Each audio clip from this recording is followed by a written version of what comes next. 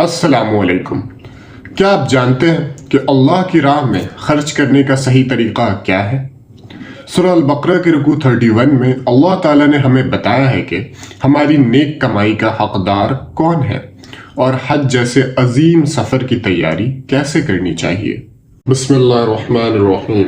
لوگ آپ سے پوچھتے ہیں کہ کیا خرچ کریں؟ اللہ فرماتا ہے جو کچھ بھی مال تم خرچ کرو وہ ماں باپ مینز پیرنٹس، قریبی رشتہ دار مینز کن، یتیم مینز آرفن، مسکین مینز نیڈی اور مسافروں کے لیے ہو۔ جو بھی بھلائی تم کرو گے اللہ اسے خوب جانتا ہے۔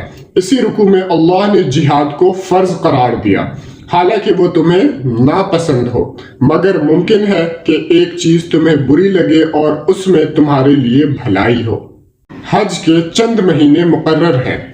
جو حج کا ارادہ کرے وہ بے حیائی مینز obscenity سے بچے، گناہ اور لڑائی جھگڑا نہ کرے، اور فرمایا سفر کا سامان مینز پروویژن ساتھ لے لو، مگر سب سے بہترین سامان تقویٰ ہے، یعنی صرف ظاہری تیاری کافی نہیں، دل کی پاکیزگی سب سے ضروری ہے۔ اس رکوع کا سبق یہ ہے کہ اللہ کی پسند اور انسان کی پسند میں فرق ہو سکتا ہے۔ لیسن: اللہ کی راہ میں خرچ کرے اور حج جیسے مقدس سفر پر جانے سے پہلے اپنے اخلاق اور اپنے تقویٰ کو مضبوط کرے۔ اللہ سے ڈرو، بے شک اس کا عذاب سخت ہے۔